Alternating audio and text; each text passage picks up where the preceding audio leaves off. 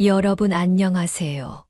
오늘은 여러분과 함께 특별한 이야기를 나눠보려고 합니다. 가족에게서 외면받고 도시의 낯선 환경 속에서 홀로 남겨졌던 올해 70세 이혜숙 씨의 이야기입니다. 혜숙 씨는 오랜 세월 지내왔던 시골집을 팔고 도시의 아들집에 들어갔지만 눈치를 주는 며느리와 감옥 같은 도시 생활에 큰 우울감을 느끼게 됩니다. 그런 힘겨운 순간 속에서도 삶의 의미를 되찾고 주변 사람들과의 관계를 회복해가는 혜숙 씨의 감동적인 사연. 한번 들어주실래요? 혜숙 씨는 아침 햇살이 집안 가득 스며드는 창가에 앉아 조용히 밖을 내다봤습니다. 한때는 이곳에서 일어나는 작은 변화들조차 그녀에게는 삶의 활력소였지요. 바람이 불어오면 풀잎이 흔들리고 새들이 지저귀는 모습이 마치 음악처럼 들리곤 했어요.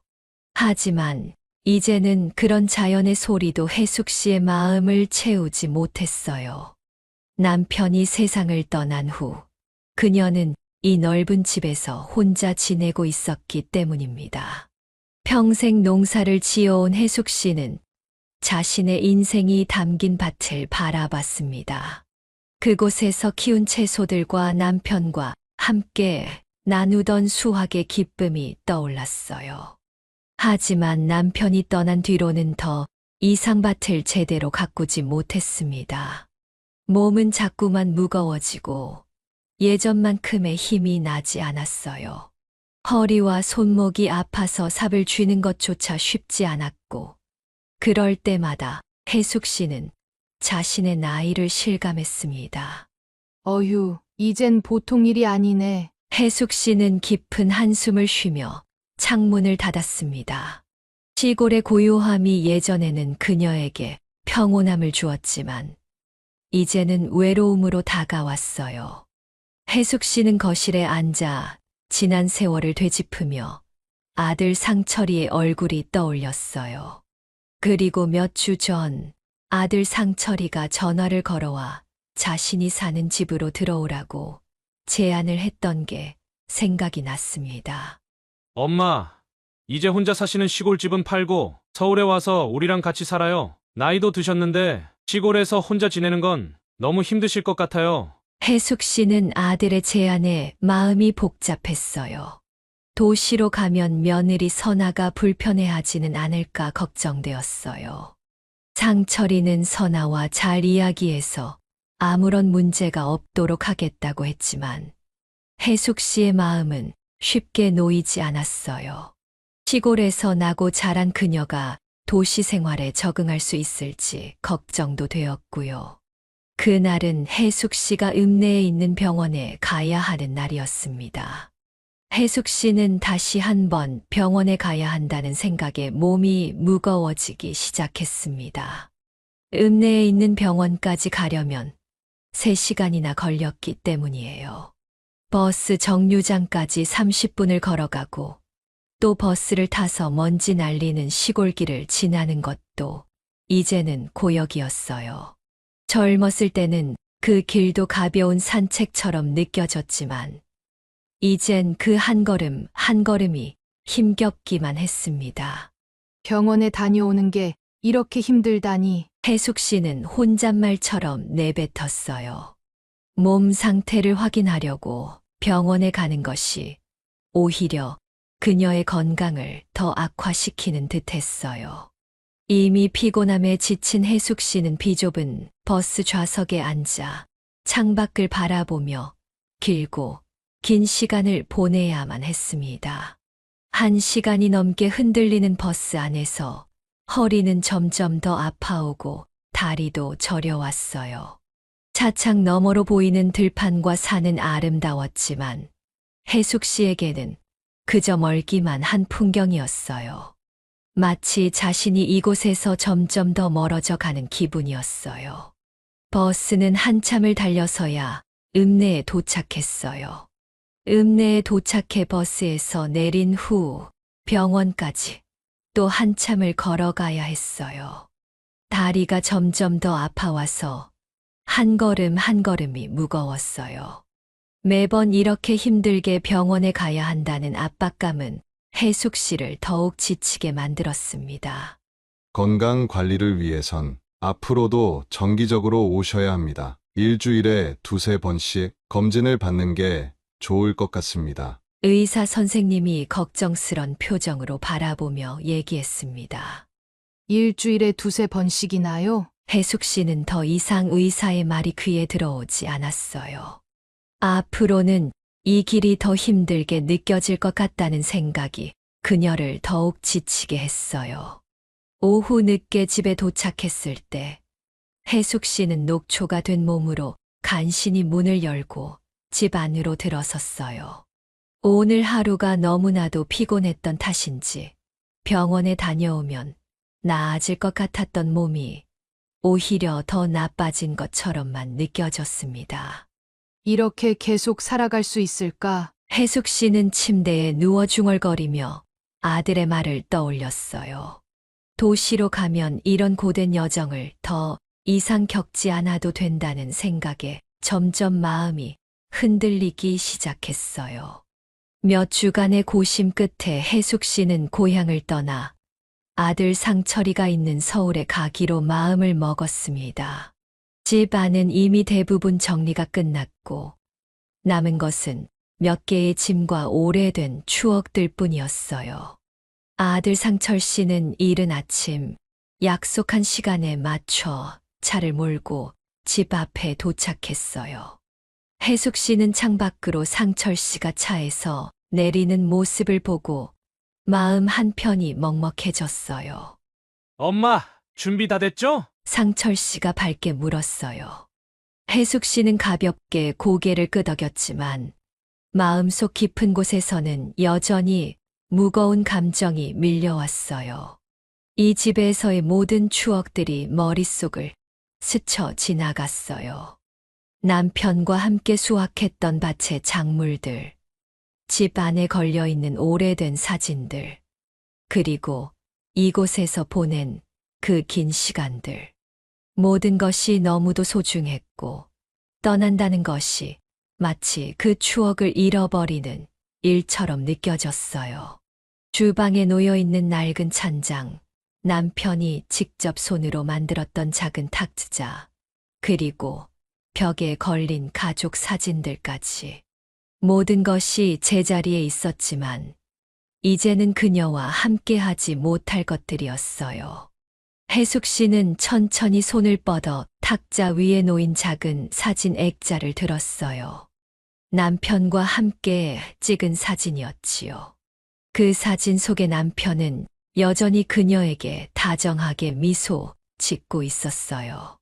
당신과 평생을 함께한 이곳도 이젠 마지막이 되겠네요. 혜숙 씨는 조용히 중얼거리며 사진을 조심스럽게 내려놓았어요. 그녀는 남편과의 추억을 가슴속에 묻고 이 집을 떠나기로 마음을 다잡았어요. 혜숙 씨는 작은 한숨을 내쉬며 차 문을 열고 조심스럽게 올라탔어요. 차가 움직이기 시작하자 혜숙 씨는 창밖을 바라보며 점점 멀어지는 집을 한참 동안 바라보았어요.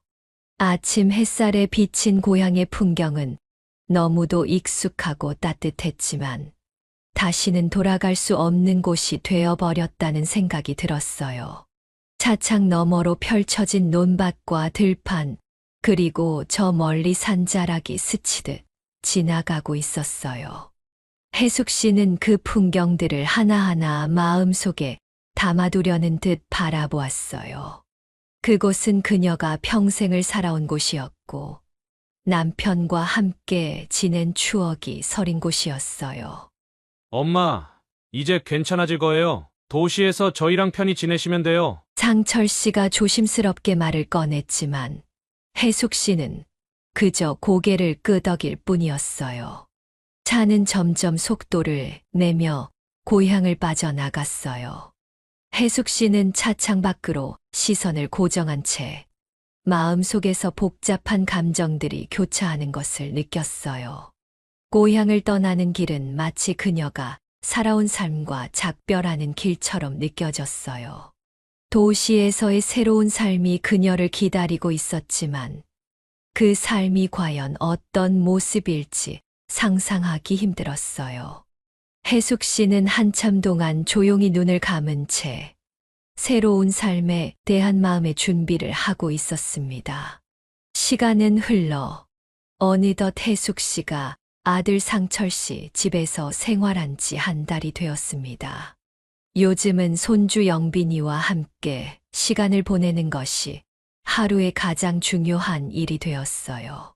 도시 생활이 익숙지 않고 아들과 며느리 모두 바쁜 일상을 보내는 가운데 영빈이와 보내는 시간만이 혜숙 씨에게 남아있는 위안이었어요.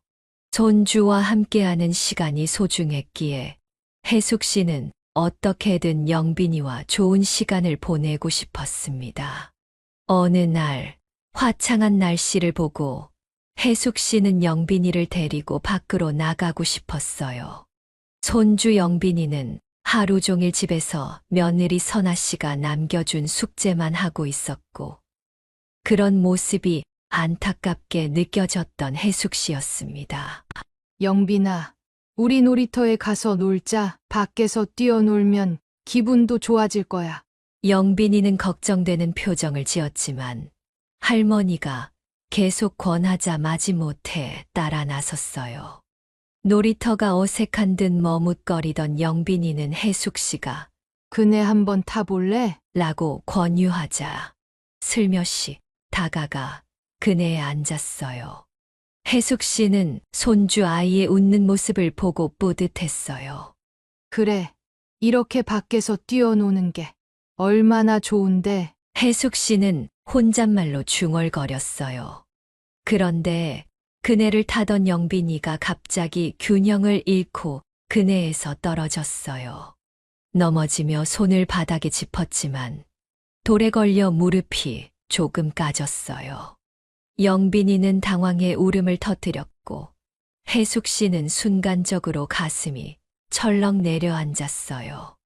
그녀는 재빨리 다가가 영빈이를 일으켜 세우며 다친 무릎을 살펴보았어요.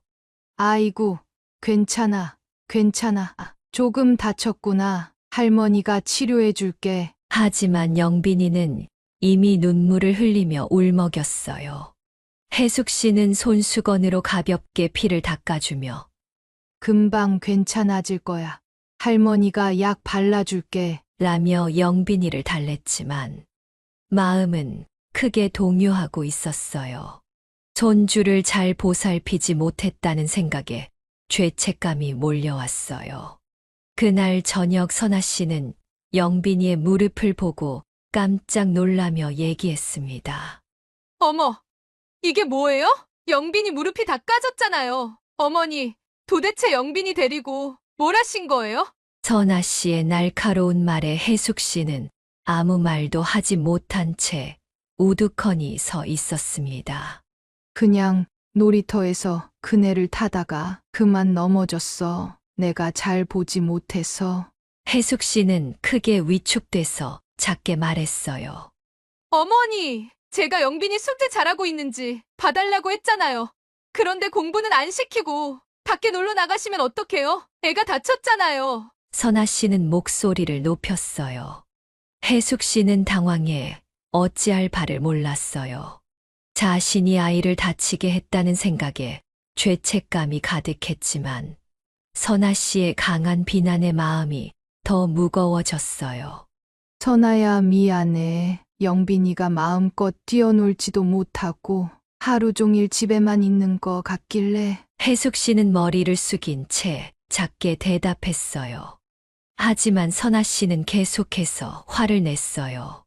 어머니, 지금 영빈이가 나가서 놀 때가 아니에요. 지금부터 공부를 열심히 해야지. 커서 좋은 직업을 가질 거 아니에요? 어머니께서 이런 식이면 정말 어떻게 해야 할지 모르겠네요. 선아 씨는 아들을 데리고 방으로 들어갔고 혜숙 씨는 혼자 남아 깊은 한숨을 내쉬었어요. 며칠 후 혜숙 씨는 미안한 마음을 전하고 싶어서 아들과 며느리, 그리고 손주를 위한 저녁을 직접 준비하기로 했어요. 시골에서 하던 방식대로 된장과 듬뿍 넣어 찌개를 끓였어요. 그동안 쌓였던 마음의 부담을 잠시 잊고 손맛을 보여주고 싶었지요. 혜숙 씨는 찌개가 완성되자 마음 한편에서 뿌듯함이 생겼어요.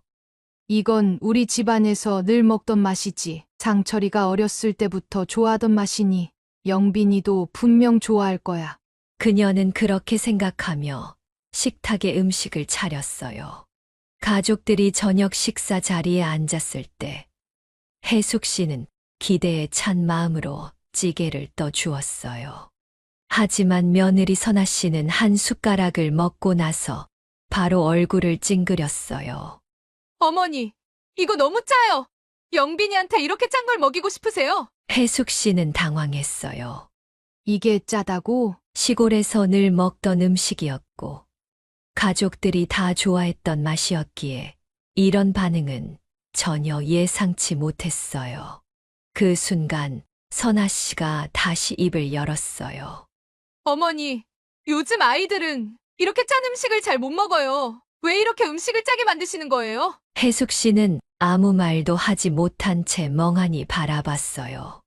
자신이 가족을 위해 정성껏 준비한 음식이 이렇게 거절당하리라고는 상상도 못했지요.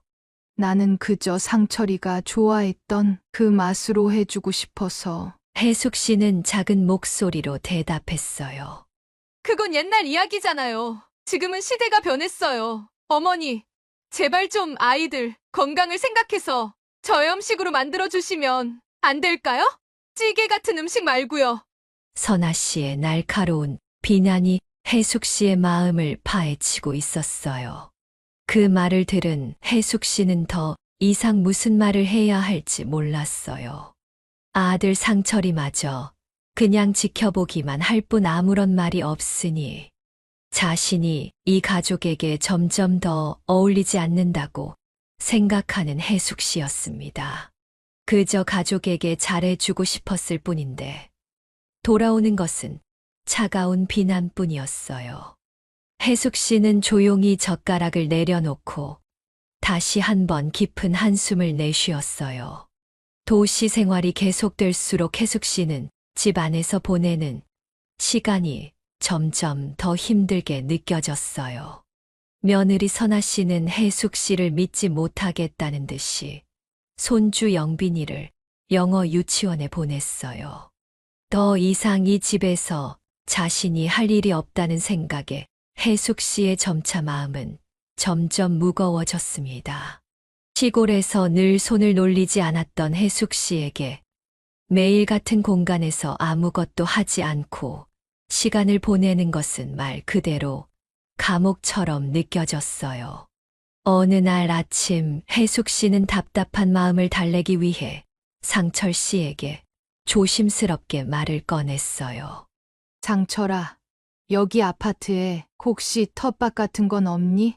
내가 시골에서 늘 하던 대로 조금이라도 무언가를 심어보고 싶구나. 이곳에 있으니까 손이 근질근질해서 여기 와서 병원도 자주 다니니 몸도 많이 괜찮아졌거든. 이 아파트에는 그런 공간이 따로 있진 않을 거예요. 그래도 혹시 모르니 관리사무소에 한번 물어볼게요. 방치된 공간이 있을지도 모르니까요. 며칠 후 상철 씨는 관리사무소에서 돌아온 후 혜숙 씨에게 말을 건넸어요.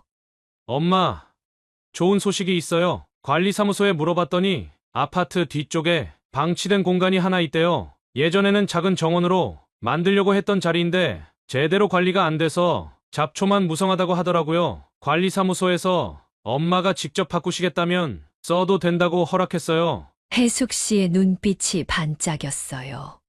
오랫동안 속에서 답답했던 무언가가 풀리는 기분이었지요. 정말이니? 고맙구나. 상철아, 내가 그곳에서 뭔가를 다시 시작할 수 있다면 참 좋겠다. 그녀는 오랜만에 마음이 가벼워졌어요.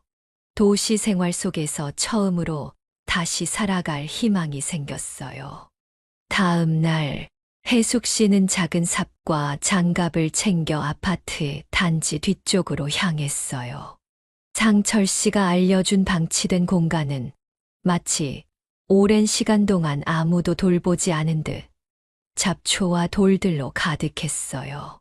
그곳은 해숙 씨가 고향에서 가꾸던 넓은 텃밭과는 비교할 수 없을 정도로 작았고 땅도 메말라 있었어요. 하지만 해숙 씨는 이곳을 다시 활기찬 공간으로 바꿀 수 있다는 기대감에 마음이 설렜어요. 시골에서 하던 대로 땅을 다듬고 한 뼘씩 잡초를 뽑아냈어요. 뿌리가 깊이 박힌 잡초를 뽑는 일은 쉬운 일이 아니었지만 해숙 씨는 힘을 내어 하나하나 뽑아냈어요. 매일같이 해오던 일인데 참 오랜만이네. 그래도 정말 살아있는 것 같은 기분이야. 해숙 씨는 혼잣말을 하며 땅의 냄새를 맡았어요. 시골의 비옥한 땅과는 다르게 이곳은 건조하고 딱딱했지만 그래도 해숙 씨는 그 땅을 살려내겠다는 의지를 다졌어요. 내가 이 땅을 다시 살려서 여기에 고추도 심고 상추도 심을 거야. 그리고 이웃들과도 나눌 수 있겠지. 씨앗들을 하나하나 조심스럽게 심고 정성껏 흙을 덮으며 해숙 씨는 속으로 기도했어요. 잘 자라다오. 이곳에서도 너희가 잘 자라야지.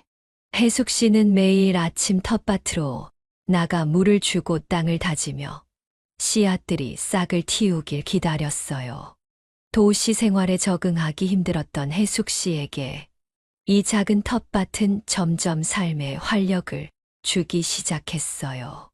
도시의 바쁜 일상 속에서도 그녀만의 작은 자연 속에서 마음의 평화를 얻을 수 있었지요. 시간이 지날수록 작은 싹이 자라기 시작했고 그 모습을 보는 순간 해숙 씨는 오랜만에 깊은 기쁨을 느꼈어요. 하루는 이웃 주민이 해숙 씨가 가꾸는 텃밭을 보며 다가왔어요. 어머니, 여기서 뭐 키우세요? 요즘 도시에서는 이런 텃밭 보기 힘든데요. 해숙 씨는 미소 지으며 대답했어요. 아, 고추랑 상추. 그리고 조금씩 다른 것도 심어보려고요. 시골에서 늘 하던 일이었거든요. 여기서도 해볼 수 있어서 얼마나 좋은지 몰라요. 이웃 주민은 해숙 씨의 텃밭을 찬찬히 바라보며 고개를 끄덕였어요. 정말 멋지네요. 직접 키운 채소는 얼마나 신선하고 맛있을까요? 요즘 마트 채소랑은 비교가 안 될 것 같아요. 그 말에 해숙 씨는 자부심이 생겼어요. 그동안 도시에서 자신이 쓸모없는 사람처럼 느껴졌던 시간이 있었지만 이제는 다시 무언가를 할 수 있다는 기쁨이 그녀의 마음을 채웠어요. 이웃 주민과 나누는 작은 대화도 그녀에게는 큰 위로가 되었지요. 이거 상추 좀 가져가세요. 아직 조금밖에 안 자랐지만 맛은 아주 좋을 거예요. 해숙 씨는 이웃 주민에게 상추를 건네며 미소 지었어요. 그날 이후로 해숙 씨의 텃밭은 단순히 채소를 키우는 공간이 아니라 이웃들과 교류하는 장소가 되기 시작했어요. 다른 이웃들도 텃밭에 관심을 보였고 해숙 씨는 자신의 텃밭을 자랑스럽게 소개했어요. 이 상추는요, 제가 시골에서 하던 방식대로 키운 거예요. 조금 손이 많이 가긴 하지만 그만큼 맛도 좋아요. 시간이 지나면서 해숙 씨의 텃밭은 아파트 단지의 작은 명소가 되었어요. 사람들은 해숙 씨가 키운 채소를 구경하러 오기도 하고 종종 그녀에게 채소를 얻어가며 인사를 건넸어요. 그동안 도시 생활에서 느끼던 외로움과 고립감은 점점 줄어들었고 해숙 씨는 다시 한번 삶의 의미를 찾아가는 기분이었어요. 해숙 씨는 텃밭을 가꾸며 자신의 존재감을 다시금 느낄 수 있었고 그 작은 땅에서 자라는 생명들이 그녀에게 새로운 희망을 가져다 주었어요. 매일 아침 텃밭에서 흙을 만지고 싹이 자라는 모습을 보며 해숙 씨는 속으로 다짐했어요. 이제 나도 이곳에서 다시 시작할 수 있어. 해숙 씨의 텃밭은 시간이 지나면서 점차 그 모습을 갖추어 나갔어요. 상추와 고추, 배추들이 싱그럽게 자라났고 그 모습은 해숙 씨에게 작은 자부심이 되었지요. 매일 아침이면 해숙 씨는 텃밭으로 나가 흙을 만지고 작물들에게 물을 주며 그들의 성장을 지켜보는 일이 일상이 되었어요. 도시에서의 생활이 낯설고 불편했던 그녀에게 이 텃밭은 이제 새로운 위안의 공간이 되었어요. 어느 날 해숙 씨가 텃밭에서 일을 하고 있을 때 아파트 주민인 한 아주머니가 다가왔어요. 아주머니는 해숙 씨의 텃밭을 찬찬히 바라보더니 웃으며 말을 걸었어요. 지나가면서 봤는데 정말 잘 가꾸셨네요. 도시에선 이런 텃밭을 보기 힘들어서요. 해숙 씨는 고개를 들어 아주머니를 바라보며 미소를 지었어요. 아, 상추랑 고추, 그리고 조금씩 다른 채소도 심었어요. 시골에서 늘 하던 일이라 이곳에서도 이렇게 해볼 수 있어서 참 좋아요. 아주머니는 해숙 씨가 키우는 상추를 보며 감탄했어요. 정말 신선해 보이네요. 저도 이렇게 직접 키운 채소를 키워보고 싶은데 도시에서는 이런 걸 하기가 쉽지 않잖아요. 답답한 도심 속 아파트에서 지내는 주민들은 바쁜 일상 속에서 자연을 접할 기회가 많지 않았기에 해숙 씨의 텃밭은 신선한 바람 같은 존재였어요. 종종 주민들이 텃밭을 구경하러 오거나 해숙 씨가 나눠주는 채소를 받아가면서 작은 대화를 나누게 되었지요. 어머니, 실례가 안 된다면 혹시 저도 조금 배울 수 있을까요? 요즘 도시에서도 주말 농장을 한다고 하던데 저도 직접 뭔가를 심어보고 싶어서요. 해숙 씨는 그 말을 듣고 기분이 좋아졌어요. 아, 물론이죠. 텃밭을 가꾸는 건 손이 좀 가긴 하지만 그만큼 보람도 크답니다. 제가 아는 한에서 최대한 알려드릴 테니 언제든지 오세요. 이웃 주민들은 하나둘씩 해숙 씨의 텃밭에 관심을 보이기 시작했고, 종종 그녀에게 채소를 나누어 달라는 부탁도 받았어요. 처음에는 자신만의 작은 공간으로 시작했던 텃밭이 이제는 이웃들과 소통하는 공간으로 변해가고 있었어요. 해숙 씨는 자신이 이곳에서 할 수 있는 일이 생겼다는 사실에 마음이 뿌듯해졌어요. 어느 날 저녁 아파트 관리사무소에서 관리자가 찾아왔어요. 그는 해숙 씨의 텃밭을 칭찬하며 물었어요. 어머니, 주민들 사이에서 어머니 텃밭 이야기를 많이 들었습니다. 다들 고맙다고 하시더라고요. 혹시 이 공간을 좀 더 넓혀서 아파트 내에서 작게나마 주말 농장 같은 걸 해보시는 건 어떨까요? 몇몇 주민들도 관심을 가지고 있어서요. 해숙 씨는 그 말을 듣고 당황했지만 동시에 마음이 설레었어요. 자신이 시작한 작은 텃밭이 이렇게 큰 반향을 일으킬 줄은 몰랐던 것이지요. 주말 농장이요? 그건 정말 좋은 생각이네요. 제가 도움을 드릴 수 있다면 기꺼이 해보겠어요. 그 후로 해숙 씨는 관리사무소의 도움을 받아 아파트 주민들과 함께 텃밭을 조금씩 확장해 나갔어요. 작은 텃밭이었지만 이제는 이웃 주민들이 함께 모여 주말마다 시간을 보내는 공동체 공간으로 변해가고 있었어요. 해숙 씨는 주민들에게 농사를 짓는 방법을 알려주며 그들과의 교류를 즐겼어요. 주민들은 해숙 씨의 경험과 지혜를 존경했어요. 어머니, 이건 어떻게 심어야 하나요? 이 작물은 물을 얼마나 줘야 잘 자라나요? 주민들의 질문에 해숙 씨는 하나하나 답해 주었어요. 그녀는 시골에서 오랜 세월 농사를 지으며 터득한 지혜를 나눌 수 있다는 사실에 큰 자부심을 느꼈어요. 해숙 씨의 삶이 다시금 활기를 찾는 순간이었지요. 이제는 텃밭이 해숙 씨의 일상에서 떼려야 뗄 수 없는 중요한 부분이 되었어요. 이웃들과 함께하는 시간 속에서 그녀는 다시금 자신이 필요한 존재임을 깨닫게 되었고, 도시 생활 속에서 더 이상 외롭지 않다는 느낌을 받았어요. 해숙 씨는 매일 아침 이웃들이 텃밭에 나와 함께 일하는 모습을 보며 속으로 생각했어요. 이 도시에서도 내가 도움이 되는 존재가 될 수 있구나. 하지만 그 순간에도 해숙 씨는 여전히 가족들, 특히 손주 영빈이와의 관계가 마음에 걸렸어요.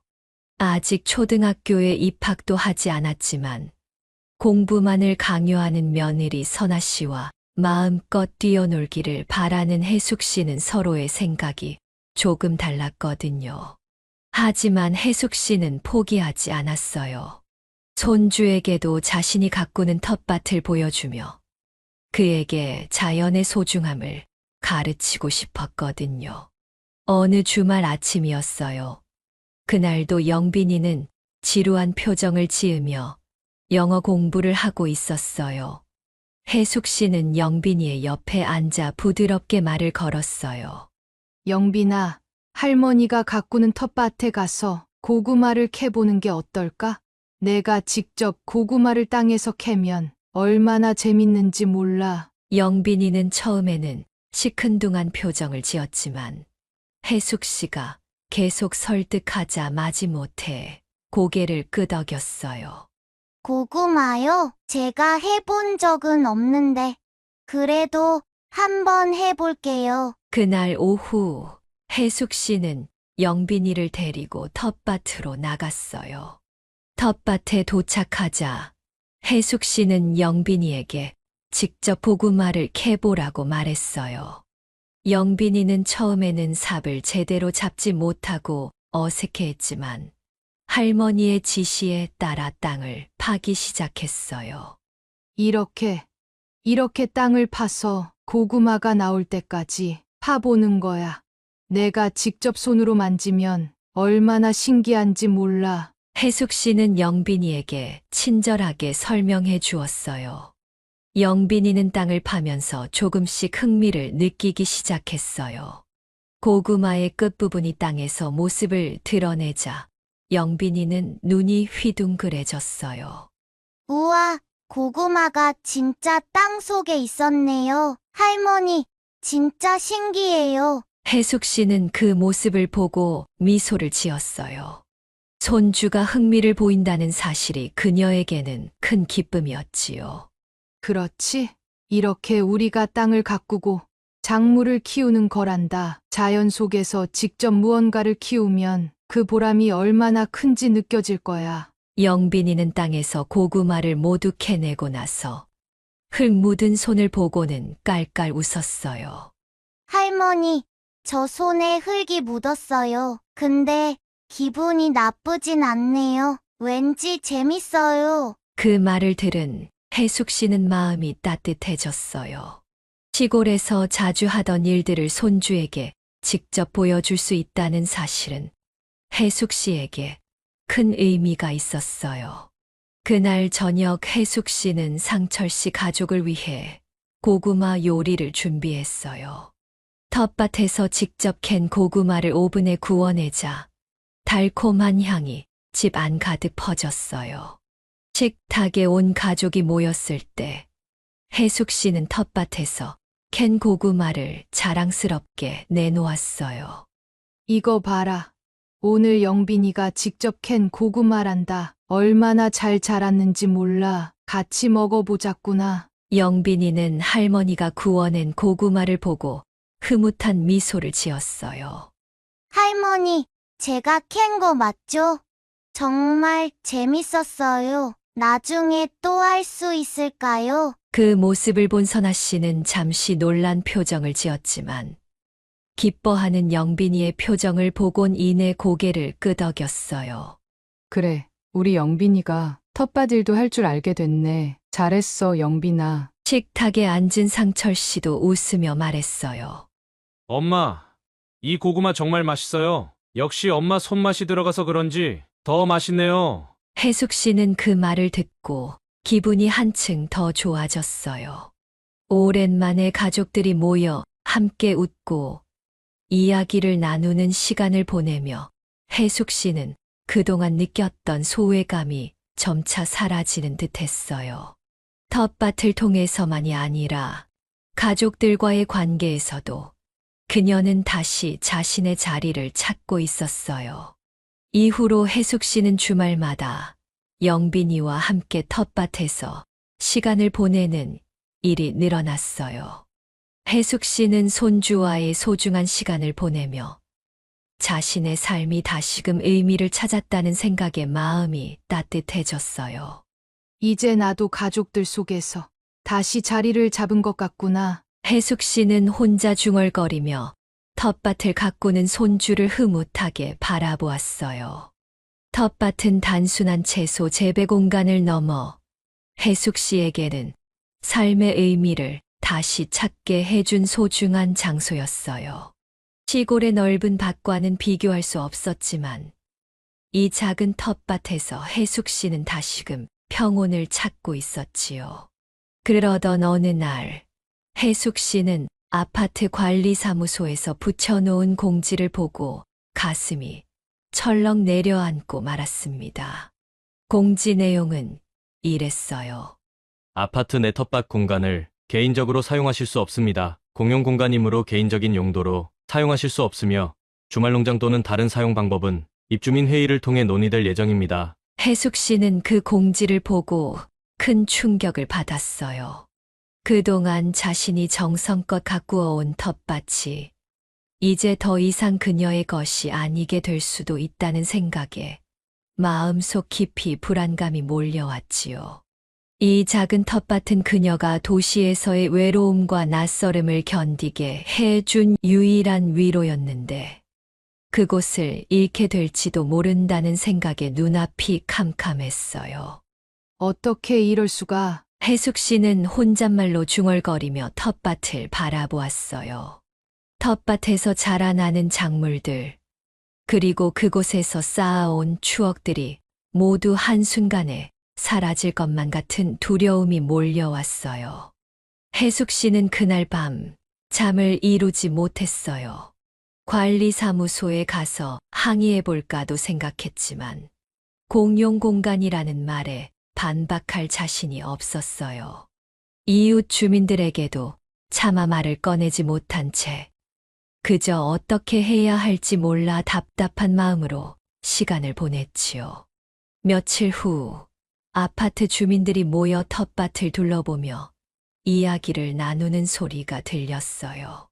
그들은 해숙 씨가 가꾼 텃밭을 둘러보며 걱정스러운 표정으로 이야기하고 있었지요.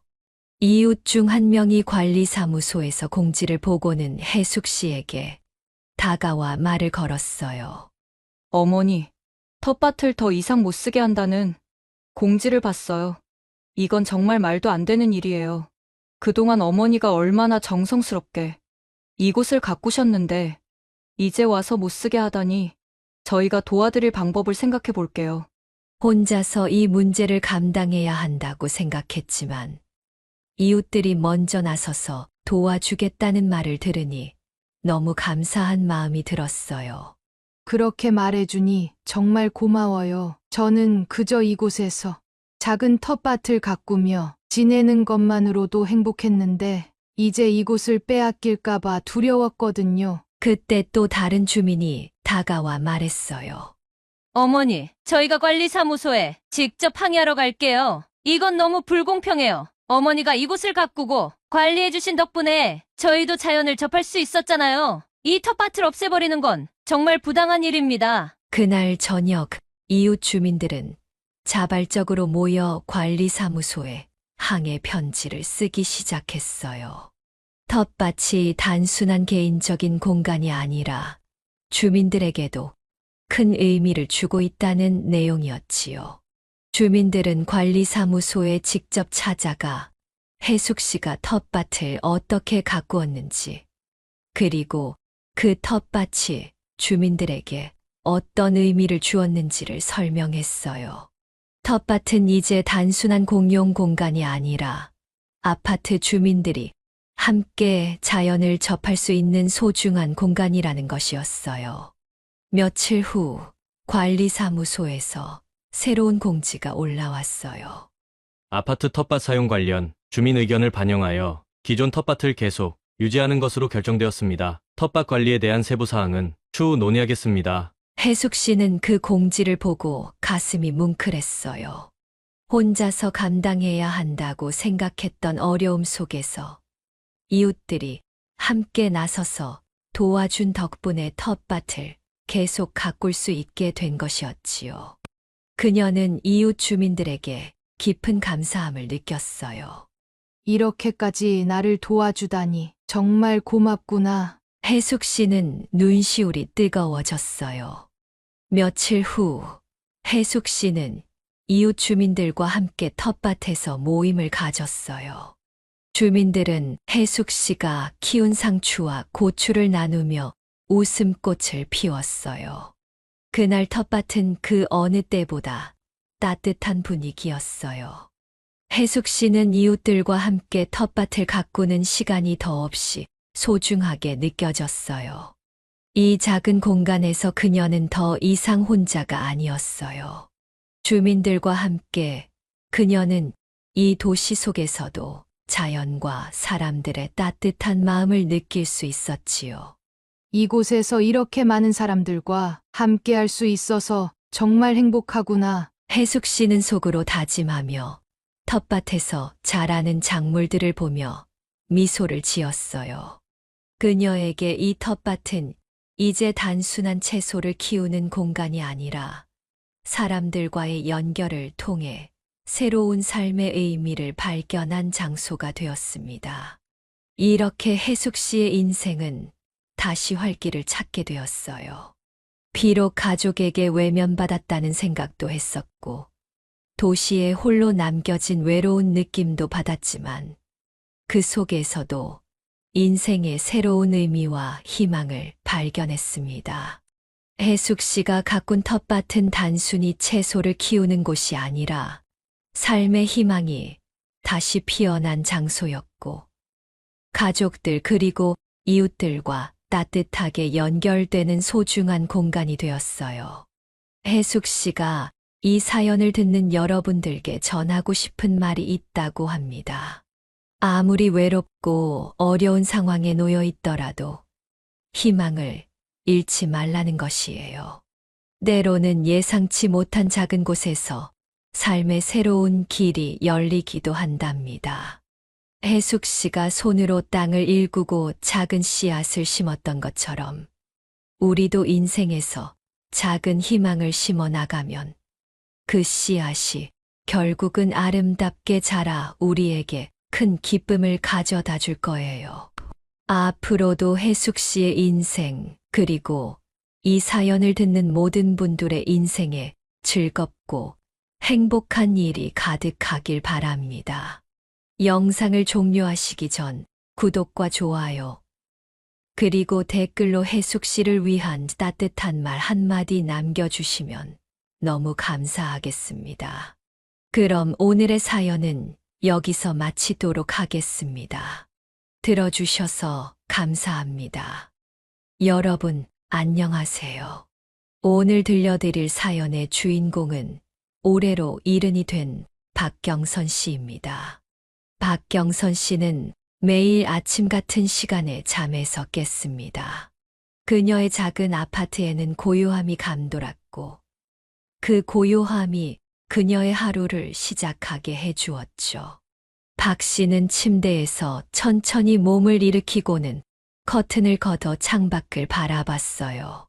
햇살이 부드럽게 방 안을 비추고 있었고 창밖으로는 작은 꽃밭이 보였습니다. 그 꽃밭은 수년간 그녀의 일상이 되어 주었어요. 계절이 바뀔 때마다 다른 색의 꽃들이 피어나고 그걸 보는 게 그녀의 유일한 즐거움이었죠. 박 씨는 간단한 밥과 국을 끓여 아침 식사를 준비했어요. 작은 식탁에 혼자 앉아 밥을 먹으며 방 안에 울려 퍼지는 텔레비전 소리가 유일한 동반자였죠. 세상 사는 이야기들이 옆에서 흘러나와야 그녀는 조금이라도 덜 외로웠어요. 식사를 마친 후 박 씨는 늘 하던 대로 소파에 앉아 책을 집어들었어요. 하지만 책을 읽는 동안에도 그녀의 마음은 허전했어요. 자식들은 한동안 연락이 없었고 그들은 모두 바쁜 삶을 살고 있었죠. 그녀는 자식들에게 부담이 되고 싶지 않아 자주 연락하지 않았지만 자식들이 먼저 전화해 주길 내심 바라고 있었어요. 엄마, 잘 지내세요? 응. 잘 지내고 있어, 너희는? 우리도 잘 지내요. 요즘 회사 일이 좀 많아서 바쁘네요. 곧 다시 연락할게요. 통화는 늘 이런 식으로 끝났어요. 아들 경호 씨의 말은 다정했지만 깊은 대화는 없었어요. 아들 경호 씨가 자신을 걱정해 주지 않는다고 생각하지는 않았지만 경호 씨의 바쁜 삶에서 그녀는 그저 한 발 물러서 있는 느낌이었죠. 박 씨는 그 사실을 받아들이려고 했지만 가슴속 깊은 곳에서 고독감이 차오르는 걸 느낄 수밖에 없었어요.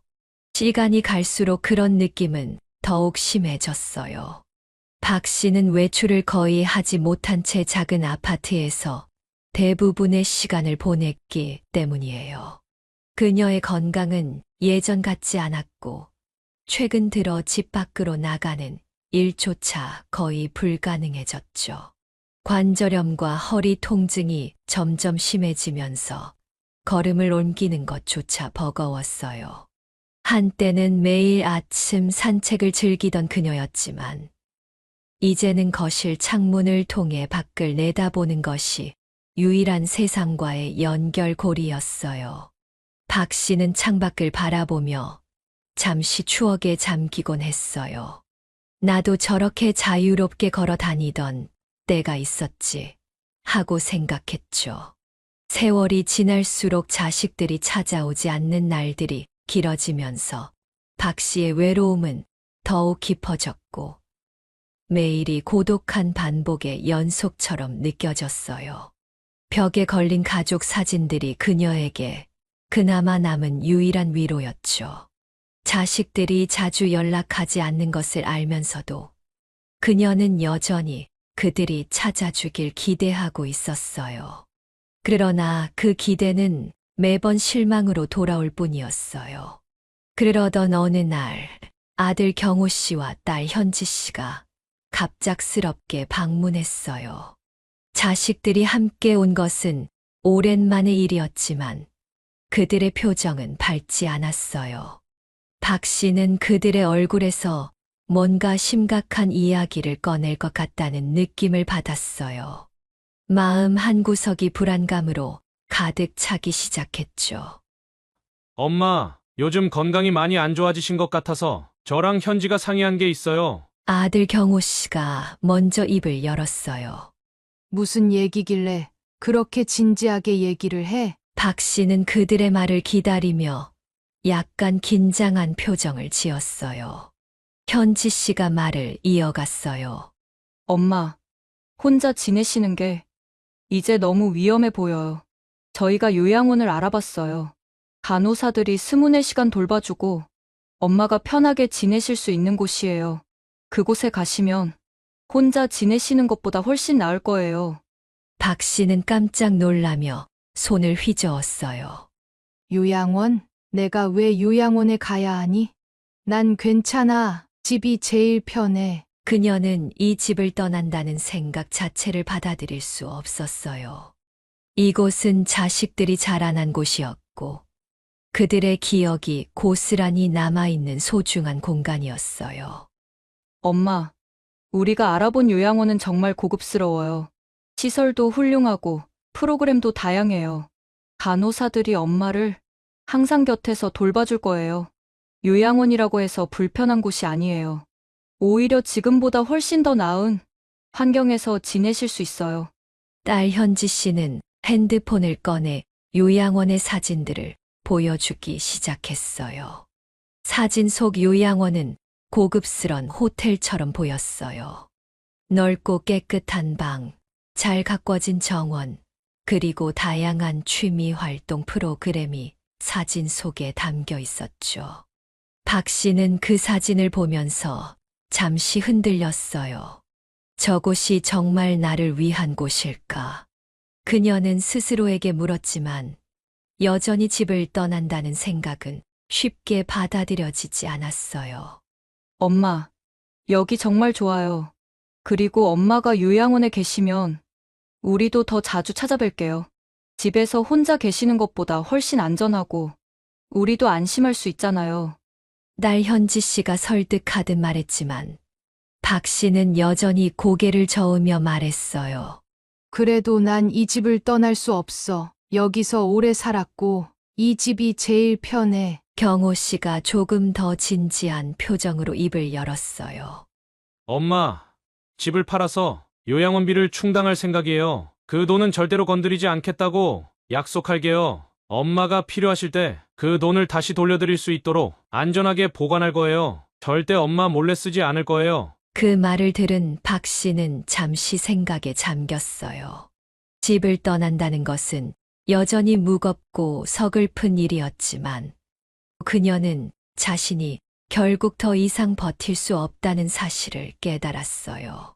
이 집은 비록 자신의 삶이 담긴 곳이었지만 지금 이 상태로는 더 이상 혼자서 살아갈 수 없다는 것도 인정해야 했죠.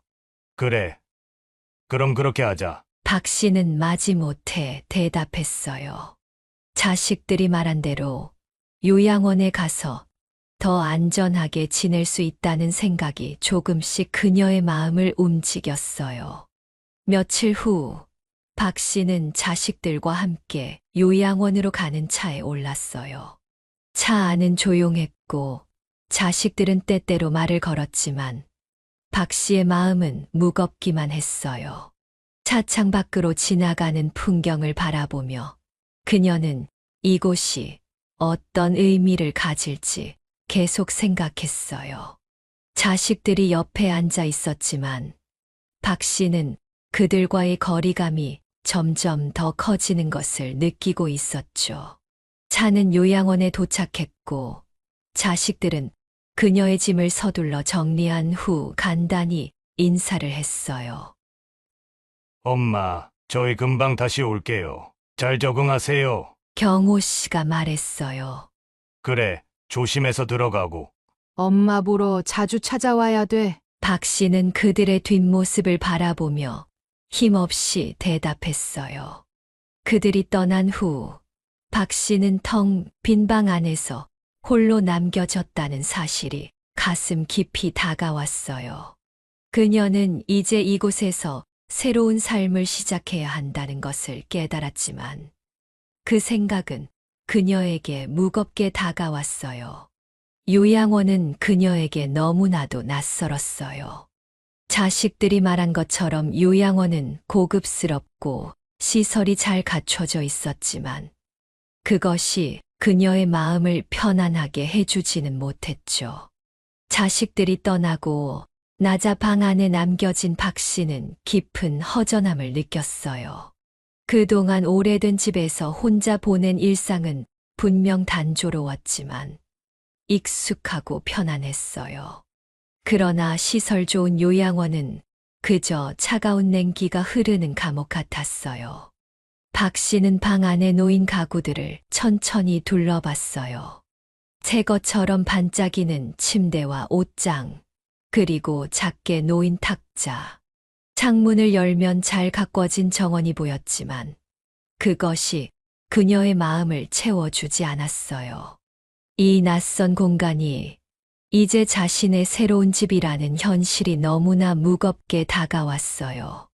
박 씨는 한숨을 쉬며 창가에 서서 자식들이 떠난 쪽을 멍하니 바라보았어요. 이게 나를 위한 선택이었을까? 그녀는 스스로에게 물었어요. 하지만 대답은 돌아오지 않았죠. 그날 저녁 박 씨는 요양원의 식당으로 내려갔어요. 식당은 넓고 깔끔하게 정돈되어 있었고 다른 입주자들이 모여 식사를 하고 있었어요.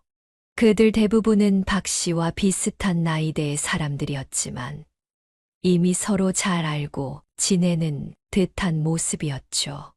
박 씨는 낯선 분위기 속에서 혼자 앉아 조용히 밥을 먹었어요. 다른 사람들은 함께 대화를 나누며 웃고 있었지만 박 씨는 그 대화에 끼어들지 못했어요. 그들 속에서 자신이 더 외롭고 고립된 존재처럼 느껴졌죠. 그날 밤, 박 씨는 쉽게 잠들지 못했어요. 요양원의 침대는 분명 편안했지만 그녀의 마음은 여전히 불안했죠. 자식들이 자신을 이곳에 보내면서 했던 말들이 계속해서 머릿속을 맴돌았어요. 정말 나를 위한 선택이었을까? 그들이 나를 이렇게 멀리 보내고 싶었던 걸까? 그녀는 그 질문들이 밤새도록 떠나지 않는 것을 느끼며 뒤척였어요. 며칠 후, 박 씨는 여전히 요양원 생활에 적응하지 못하고 있었어요. 방 안에 틀어박혀 있는 날들이 계속되었고, 다른 입주자들과 어울리기에도 자신이 없었죠. 그러던 어느 날, 그녀의 방 문을 두드리는 소리가 들렸어요. 박 씨는 깜짝 놀라며 문을 열었어요. 그곳에는 같은 요양원에 살고 있는 남자가 서 있었죠.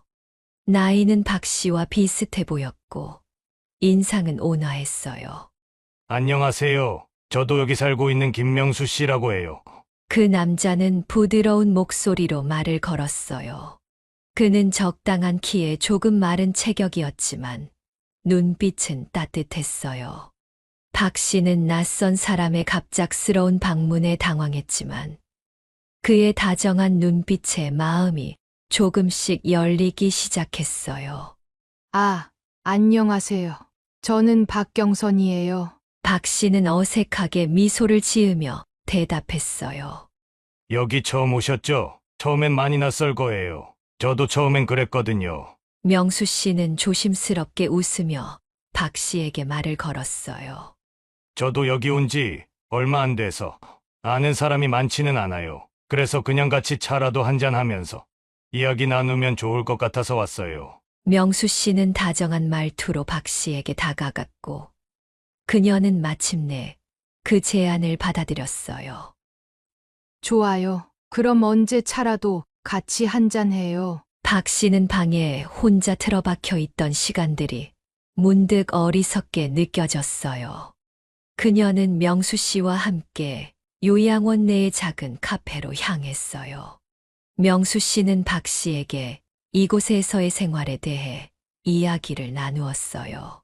처음에 요양원에 왔을 때 그도 얼마나 힘들었는지, 어떻게 적응하려 노력했는지에 대한 이야기를 들려주었죠.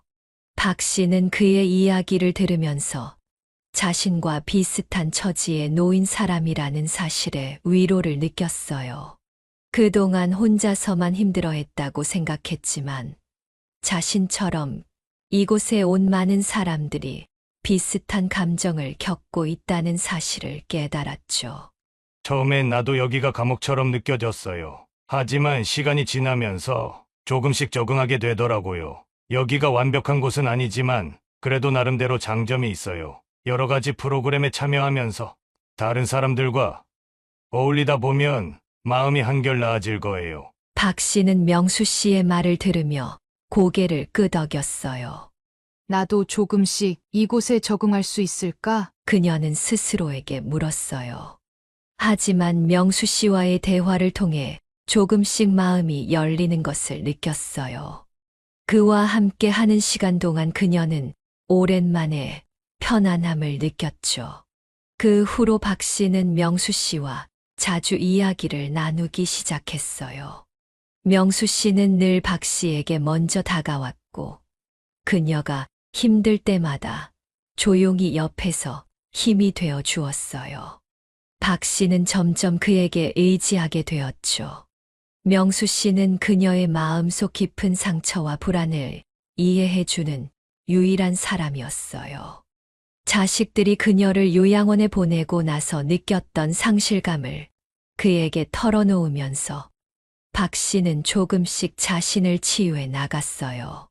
자식들에게 정말로 버림받은 것 같은 기분이었어요. 박 씨가 조용히 말했어요. 그들이 엄마를 사랑하지 않는 게 아니에요. 다만 그들도 감당해야 할 일이 많아서 그런 걸 거예요. 명수 씨는 부드럽게 말하며 그녀를 위로했어요. 그의 말 속에는 진심이 담겨 있었죠. 박 씨는 명수 씨와의 시간을 통해 조금씩 요양원 생활에 적응해 갔어요. 그가 곁에 있다는 사실만으로도 마음이 한결 가벼워졌죠. 그녀는 여전히 자식들에게 느끼는 서운함을 완전히 떨쳐내지 못했지만 적어도 이곳에서 자신을 이해해주고 의지할 수 있는 사람을 만났다는 사실에 안도했어요. 명수 씨와의 만남 이후로 박 씨의 요양원 생활은 조금씩 달라지기 시작했어요. 여전히 낯선 공간이었지만 명수 씨가 옆에 있다는 사실이 그녀에게는 큰 위안이 되었죠. 매일 아침 박 씨는 명수 씨와 함께 요양원의 정원을 산책하며 차를 마셨고 점심 이후에는 그가 참여하는 프로그램에 종종 동참하기도 했어요. 그와 함께 있을 때면 요양원이 더 이상 차가운 감옥처럼 느껴지지 않았어요. 하지만 마음속 한편에서는 여전히 자식들에 대한 서운함이 자리하고 있었어요. 자식들이 요양원에 자신을 맡기고 한 번도 찾아오지 않는다는 사실은 박 씨에게 커다란 상처로 남아 있었죠. 자식들에게 버림받았다는 생각은 쉽게 떨쳐내지 못했어요.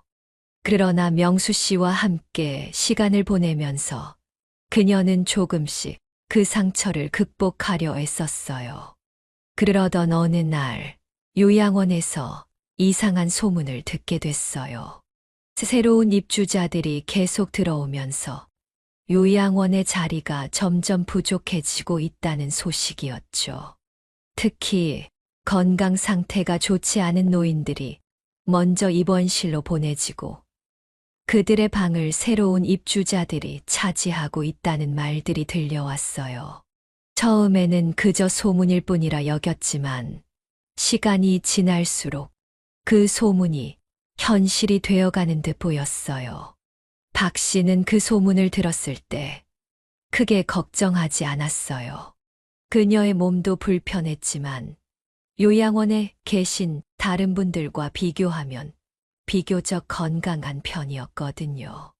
그러나 시간이 지나면서 요양원 측에서 건강 상태를 이유로 입주자들에게 입원실 이송을 권유하는 일이 점점 더 많아졌고 그 대상에는 박 씨도 포함되어 있다는 걸 알게 됐어요.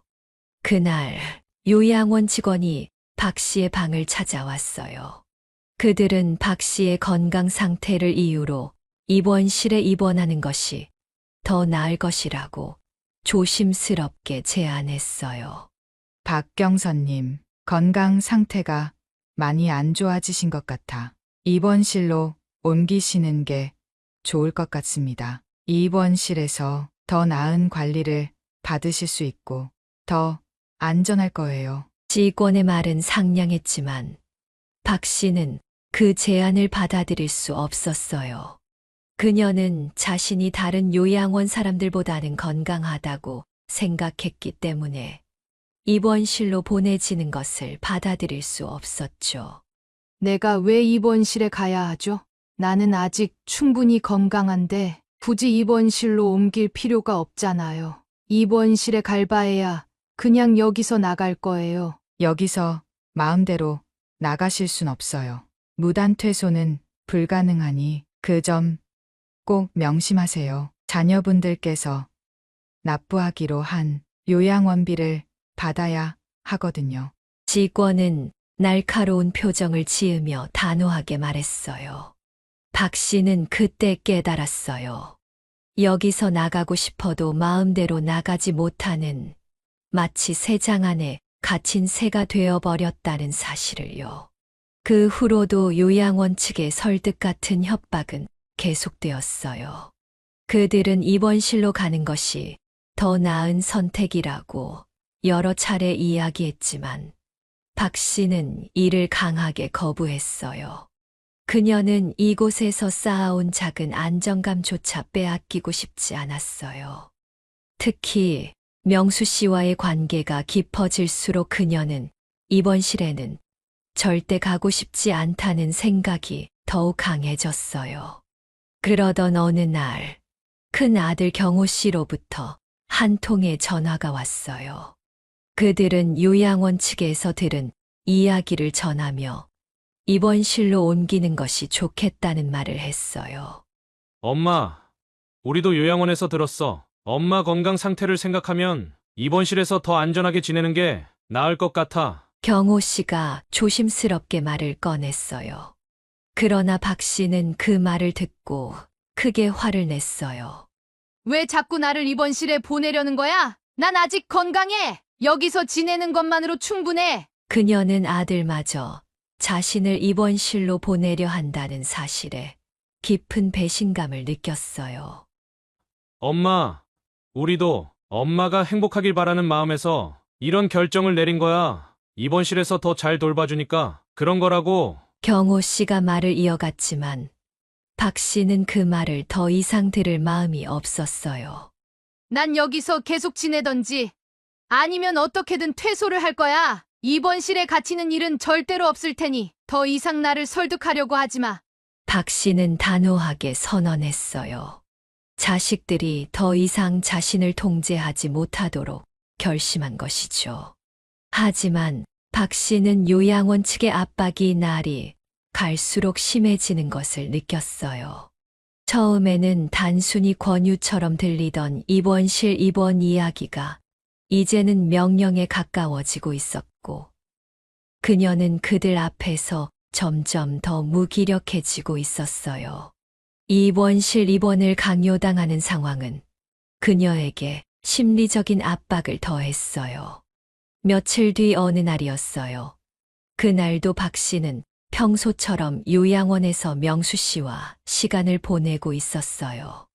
명수 씨와 함께하는 산책과 차를 마시는 시간이 그녀에게는 큰 위안이 되었고, 요양원의 차가운 분위기 속에서도 마음을 붙일 수 있었어요.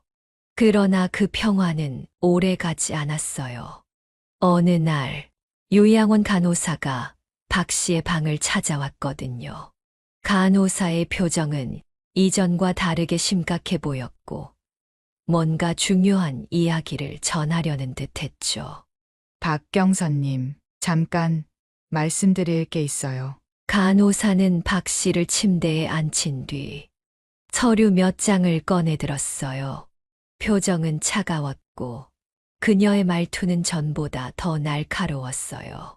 자녀분들이 요양원비를 줄이고 싶어 하세요. 그 순간 박 씨는 본인의 귀를 의심했어요.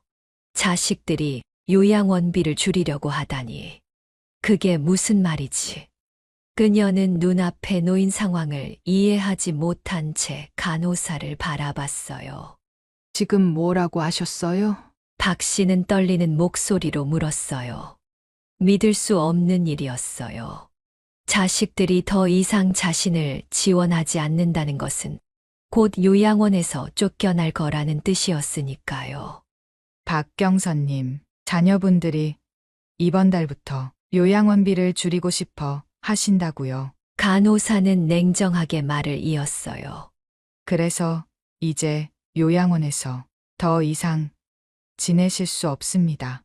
내일까지 방을 비우고 스스로 입원실로 안 가시면 강제로 입원실로 옮길 수밖에 없어요. 박 씨는 온몸이 얼어붙는 것 같았어요. 아니에요. 그럴 리가 없어요. 박 씨는 간호사에게 떨리는 목소리로 말했어요. 내 자식들이 나를 이렇게 놔둘 리가 없어요. 하지만 간호사는 여전히 무표정한 얼굴로 서류를 정리하며 말했어요. 현실을 받아들이세요. 자식분들이 더 이상 요양원비를 예전처럼 내시고 싶어 하지 않기 때문에 더 이상 여기 머무를 수 없습니다. 입원실로 옮기셔야 해요. 자식분들도 이미 이 결정에 동의하셨어요. 그 말을 들은 순간 박 씨는 마치 가슴이 짓눌리는 것 같았어요. 자식들이 더 이상 자신을 돌보지 않겠다는 의미였어요. 자식들이 자신을 포기했다는 사실이 그녀를 무너뜨렸죠. 이제 정말로 나를 버렸구나. 박 씨는 속으로 생각했어요. 눈물이 나올 것 같았지만 그녀는 이를 악물고 참았어요.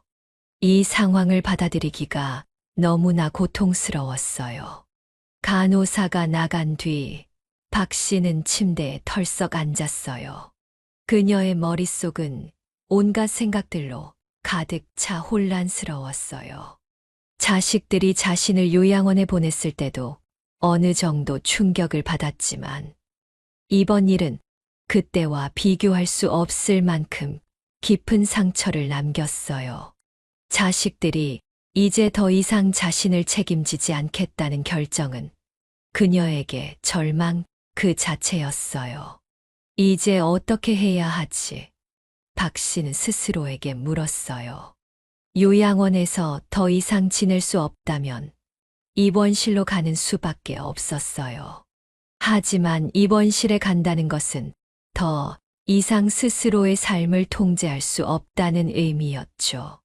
입원실은 단순한 치료 공간이 아니었어요.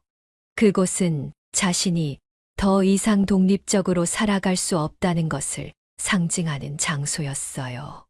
자식들이 자신을 입원실에 보내고 이제는 더 이상 신경도 쓰지 않겠다는 결정은 그녀를 깊은 절망 속으로 몰아넣었죠. 그녀는 자식들에게 사랑받고 있다고 믿었던 시절을 떠올렸지만 이제는 그 모든 것이 헛된 믿음처럼 느껴졌어요. 그날 밤 박 씨는 잠을 이루지 못했어요. 내일이면 강제로 입원실에 끌려가야 한다는 생각이 머릿속에서 떠나지 않았어요. 내 인생이 이렇게 끝나는 걸까? 박 씨는 창밖을 바라보며 스스로에게 물었어요.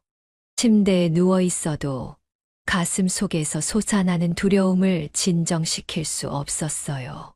그동안 자식들에게 의지하며 살아왔지만 이제는 그들도 그녀를 포기한 것 같았죠. 더 이상 그들에게 짐이 되고 싶지 않았지만 그렇다고 이대로 입원실에 끌려가는 것도 받아들일 수 없었어요. 이 절망 속에서 박 씨는 자신의 삶이 무너져 내리는 것을 느꼈어요. 내 인생이 이렇게 끝나는 건가?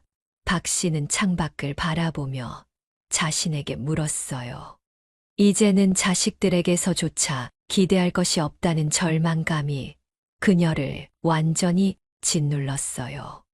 나는 이제 어떻게 해야 하나 그녀는 스스로에게 물었지만 그 대답은 나오지 않았어요. 시간이 흐를수록 내일이 다가오는 것이 두려워졌어요. 그때 문을 두드리는 소리가 들렸어요. 박 씨는 몸을 일으켜 방문을 열었어요. 그곳에는 명수 씨가 서 있었어요. 그의 얼굴은 평소와는 다르게 다급해 보였어요.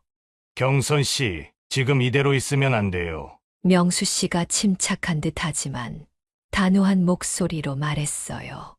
그의 말투에서 비장함이 느껴졌죠. 내일이면 그들이 나를 입원실로 데려갈 거예요. 박 씨는 떨리는 목소리로 대답했어요. 그녀는 지금의 상황이 너무나 두려웠고 탈출이나 도망 같은 건 상상도 할 수 없었어요. 어디로 가야 할지도 무엇을 해야 할지도 전혀 떠오르지 않았어요. 명수 씨는 박 씨의 손을 잡고 그녀를 안심시키려는 듯 따뜻하게 말했어요. 여기서 탈출해야 해요. 시간이 얼마 남지 않았어요. 내일이면 그들이 당신을 입원실로 보내려고 할 거예요. 더 이상 기다릴 수 없어요. 탈출하자니 어디로 가겠다는 거예요? 박 씨는 명수 씨를 믿고 싶었지만 막연한 두려움이 그녀를 압도했어요.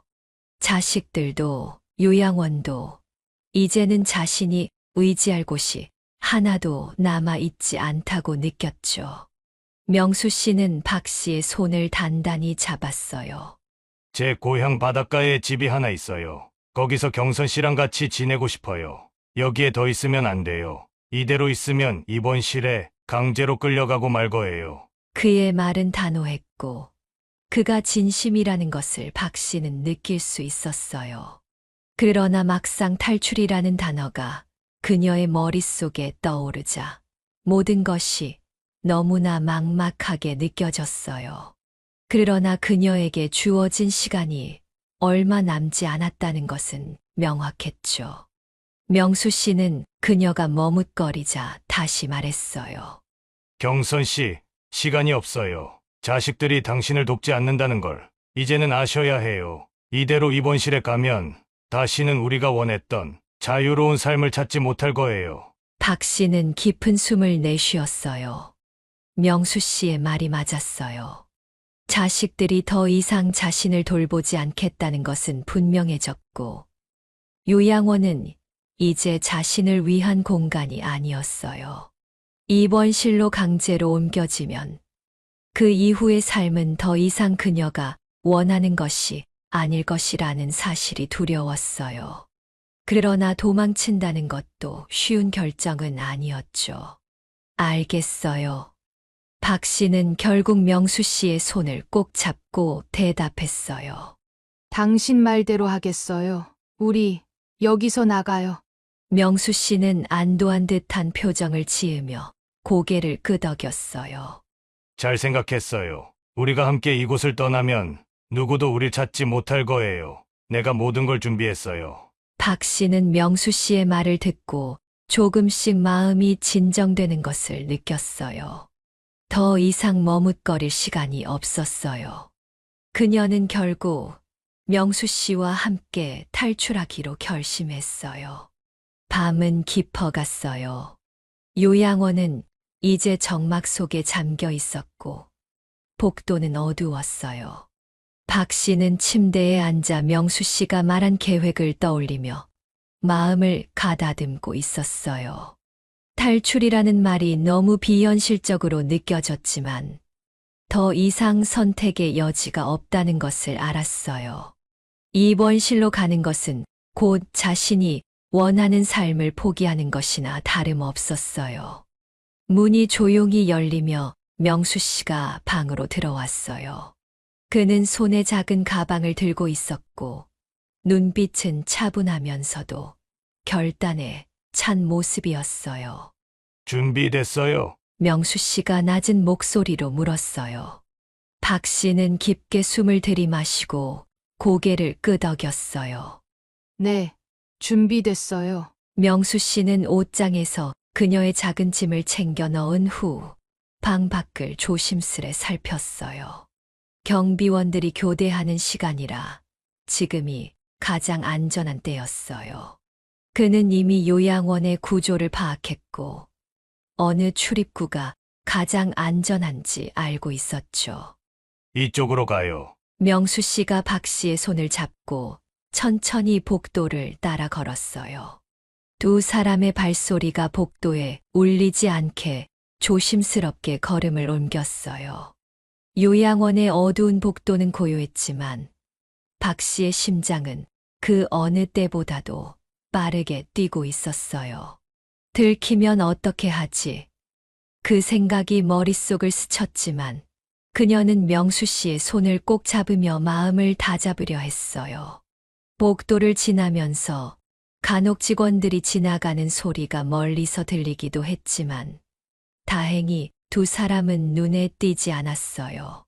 명수 씨는 차분하게 앞장서서 박 씨를 이끌었고 그가 앞서 나갈 때마다 박 씨는 마음속에서 작은 안도감을 느꼈어요. 명수 씨가 있어서 다행이야. 혼자였다면 난 절대 이 용기를 내지 못했을 거야.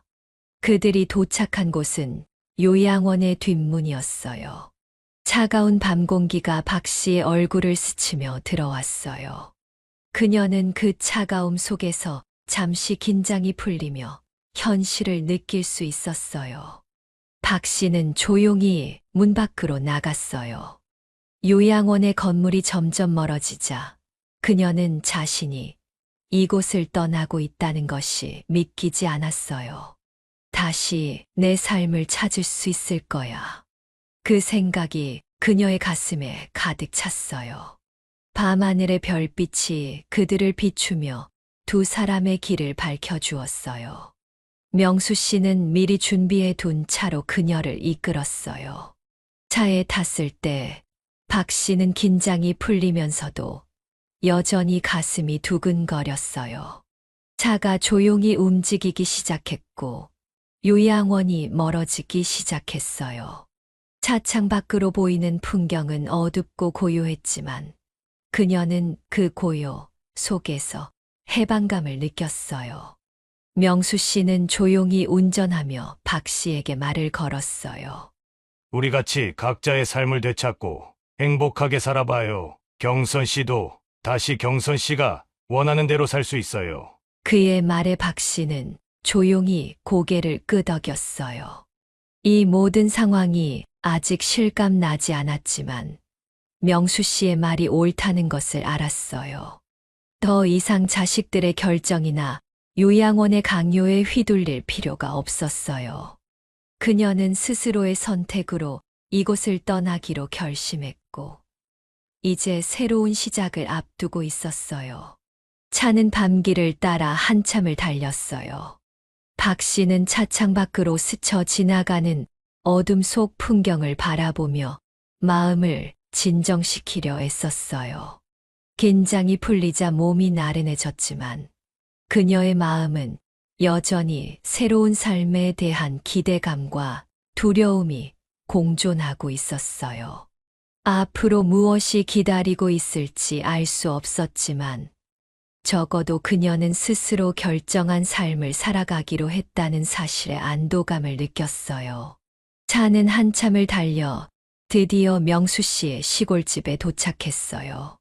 도시의 소음과는 전혀 다른 고요함이 박 씨의 마음을 감싸 안았어요. 차에서 내린 박 씨는 그 차가운 공기 속에서 마침내 진정한 자유를 느꼈어요. 입원실의 강압도 자식들의 통제도 없는 곳에서 새로운 삶을 시작하게 된 것이었죠. 여기가 바로 우리가 지낼 곳이에요. 명수 씨가 집을 가리키며 말했어요.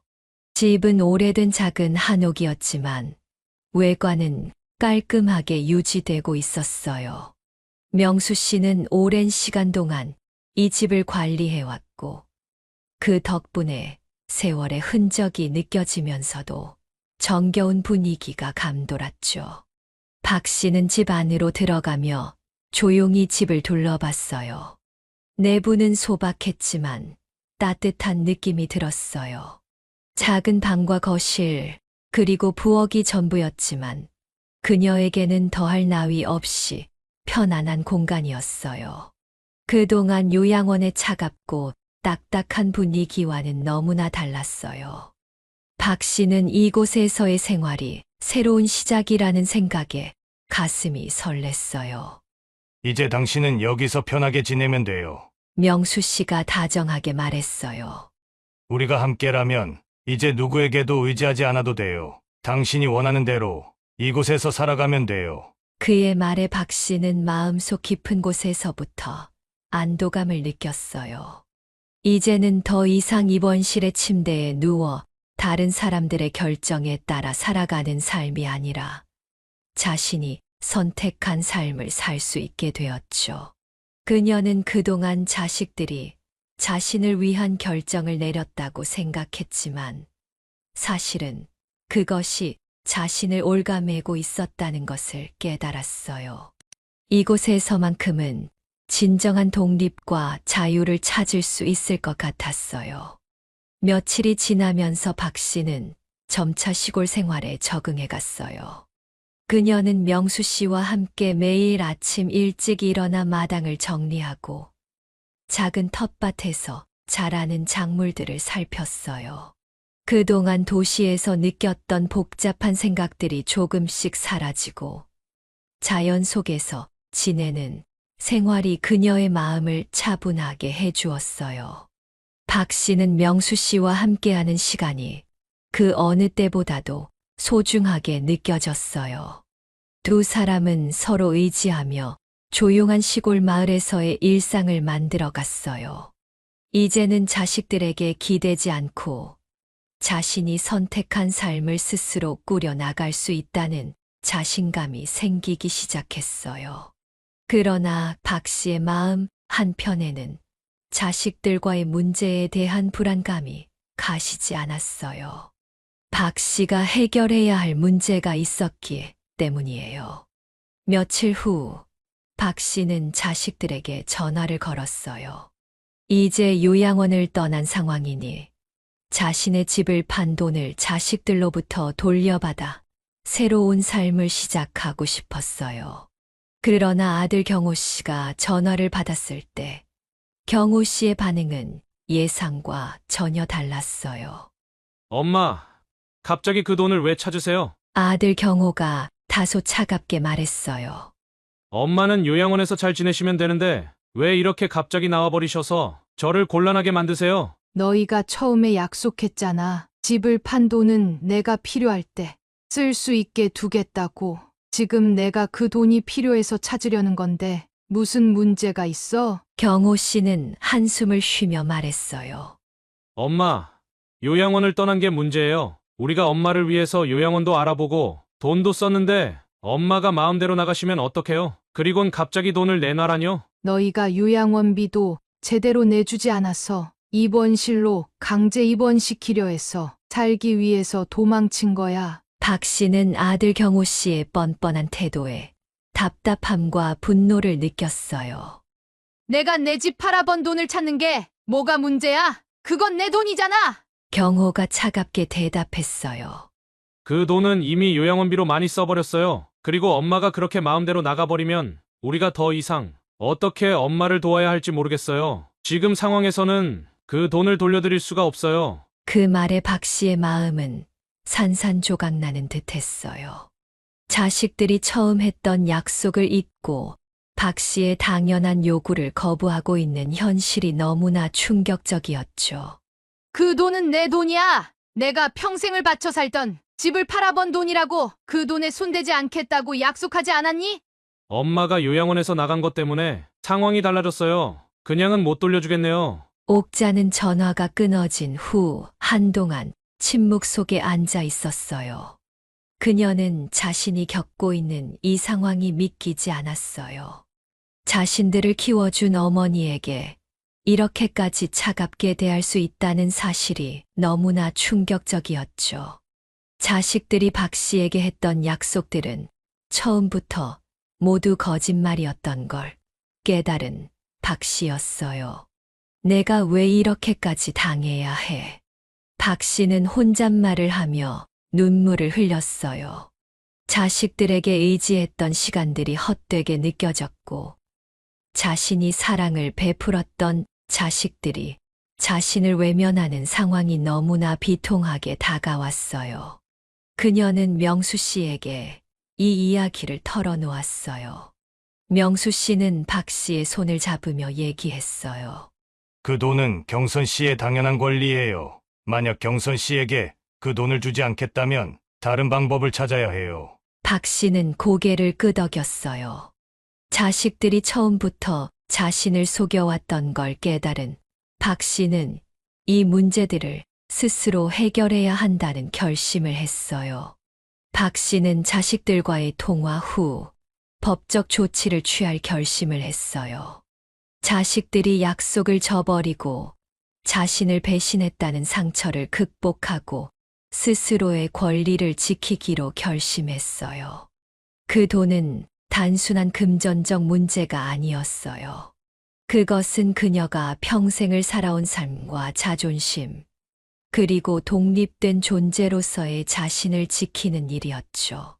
박 씨는 자신의 권리를 되찾는 것이 그녀의 인생을 되찾는 것과 같다는 것을 깨달았어요. 며칠 뒤 박 씨는 변호사를 찾아갔어요. 그녀는 자식들이 약속했던 돈을 되찾기 위해 법적 절차를 밟기로 결심했죠. 변호사와의 상담을 통해 자식들이 그녀의 재산을 부당하게 사용하고 있다는 것을 확인하게 되었고, 그녀는 고소를 통해 그 돈을 되찾을 수 있는 방법을 찾기 시작했어요. 그리고 박 씨는 자식들과의 갈등에서 벗어나 새로운 삶을 시작할 준비를 끝냈어요. 그녀는 그동안 자신을 억누르고 있던 과거의 굴레에서 벗어나 이제는 스스로의 삶을 찾을 수 있다는 확신을 얻었어요. 자식들과의 법적 갈등은 이제 시작이지만 그녀는 이제 그들에게 더 이상 휘둘리지 않을 거라는 자신감을 가졌죠. 명수 씨와 함께한 시골 생활은 그녀에게 진정한 평화를 가져다 주었고, 그녀는 더 이상 자식들에게 의지하지 않고 스스로의 결정을 존중하며 살아가기로 결심했어요. 이제 내 인생은 내가 선택한 길을 따라 살아갈 거예요. 박 씨는 명수 씨와 함께 마당에 앉아 저녁 하늘을 바라보며 조용히 말했어요. 명수 씨는 미소를 지으며 그녀를 바라봤어요. 옳은 결정을 하신 거예요. 경선 씨는 스스로를 지킬 자격이 있어요. 박 씨는 그 말에 깊은 위로를 받으며 미소 지었어요. 과거의 상처는 여전히 남아있지만 이제는 그 상처를 딛고 더 나아갈 수 있다는 확신이 생겼죠. 박 씨는 명수 씨와 함께 더 나은 삶을 향해 나아가고 있고, 그 삶 속에서 그녀는 진정한 자유와 독립을 찾고 있는 중이에요. 지금까지 박경선 씨의 사연을 들어주셔서 감사합니다. 박경선 씨와 김명수 씨의 새로운 시작이 평화롭고 행복한 여정이 되기를, 그리고 앞으로의 인생에서 더욱 빛나는 순간들이 가득하기를 바라는 마음을 담아 댓글로 축복의 한마디씩 남겨주시면 정말 감사하겠습니다. 영상을 종료하시기 전 구독과 좋아요 잊지 마시고 한 번씩 꼭 부탁드립니다. 그럼 저는 다음 영상으로 찾아뵙겠습니다. 감사합니다.